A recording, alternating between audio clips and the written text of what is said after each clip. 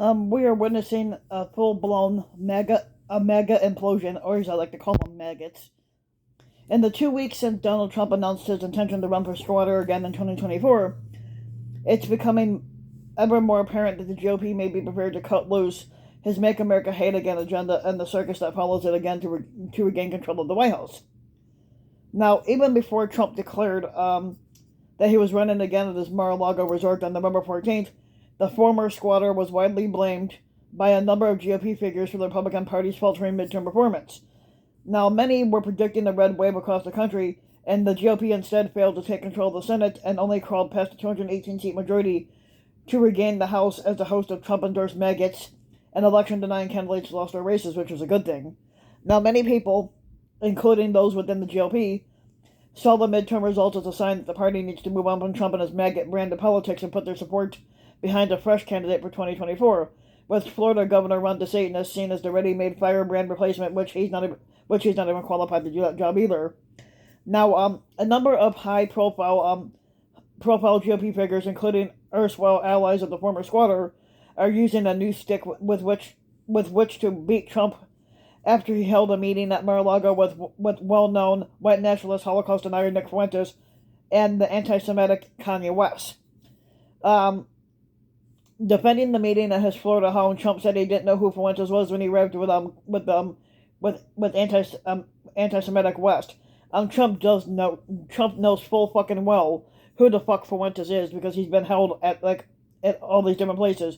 The former squatter said he was helping out the anti-Semitic rapper, who he has described as a seriously troubled man who has been decimated in his business and virtually everything else following his anti-Semitic remarks. No, I think Kanye was basically decimated his business because he supported Trump.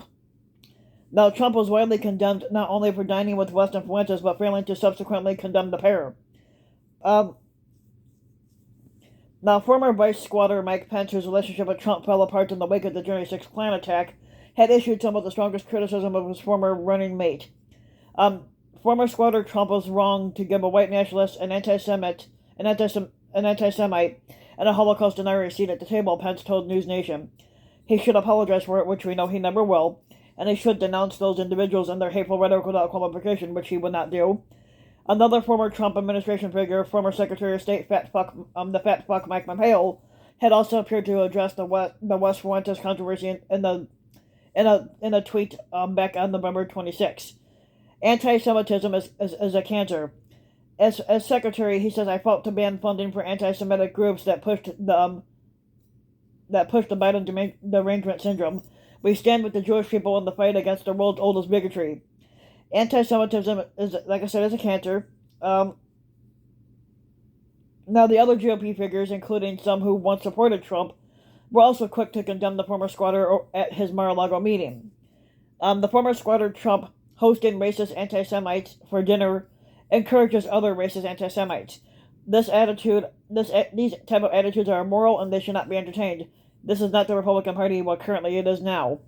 The former squatter Trump, basically, this is a comment that was tweeted by Senator Bill Cassidy, and Bill Cassidy was one of 7 Republican senators who voted to convict Trump for inciting the Klan insurrection in his second impeachment trial. These attitudes are immoral and they should not be entertained, basically. Without mentioning Trump, Ronna McDaniel, chair of the Republican, she's another fat fuck too, chair of the Republican National Committee, said that the white supremacy, neo-Nazism, hate speech, and bigotry are disgusting, and they do not have a home in the Republican Party. Currently, they do now. McDaniel was an early supporter of Trump and said that there was a large-scale voter from the 2020 election, of which there was not. In November last year, she said that Republicans would lose if Trump left the party. Former New Jersey Governor Chris Christie told the New York Times that the incident was another example of awful lack of judgment from Trump, which makes him an untenable candidate for the GOP in 2024. Now, Chris Christie had ran against Trump in 2016 in the Republican presidential primaries, but later endorsed him and became a close advisor before distancing himself from Trump after Trump incited the January 6th Klan attack. Now, elsewhere, conservative pundit Ann Coulter, fucking known as the Grim Keeper, other than she looks like the Crypt Keeper or like the Grim Reaper type person, other than Smelly and Con Job, She was previously a staunch supporter of the former squatter, and recently declared that there are no so few that there are now so few Trump diehards, and that he is so done, and he won't even win the GOP primary in 2024.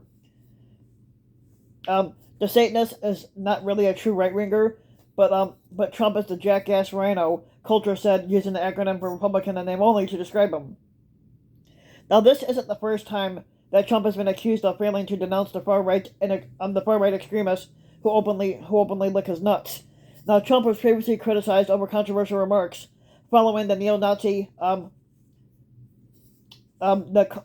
they had that Klan rally back in Charlottesville, Virginia, in 2017, in which he said there were very fine people on both sides of the violent clashes.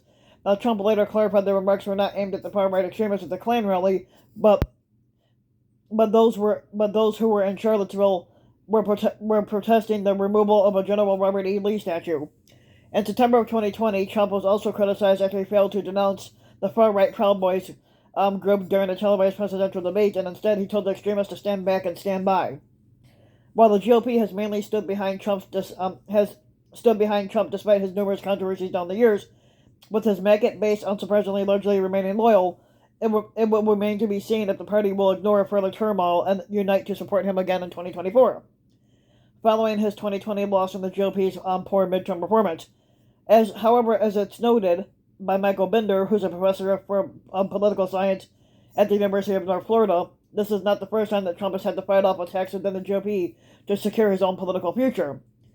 I expect there to be infighting in the Republican Party. I expect there to be inbreeding. That happens whenever there is a competitive primary without an incumbent, Bender had told Newsweek. Remember 2016? It was a messy primary. Republicans still won in November, which technically they shouldn't have. I wouldn't get too worried about the intra-party divisions in 2022 or 2023, or even the spring of 2024. If Trump loses the nomination and takes his ball and goes home and doesn't support the Republican nominee, that could potentially be problematic for the Republicans all. Now, Bender said that the fact that there are not as many GOP figures currently denouncing Trump as there were during the 2016 primary speaks much more to the Republicans' general reticence to run afoul of the former squatter than anything else. Now, if you like the video, you can give the video a like and subscribe to my channel, RBW King. You can also hit the notification bell so that you'll be notified when a new video comes out. And if you want to support my work even further, you can donate to my Patreon link, which you can find in the About section of YouTube.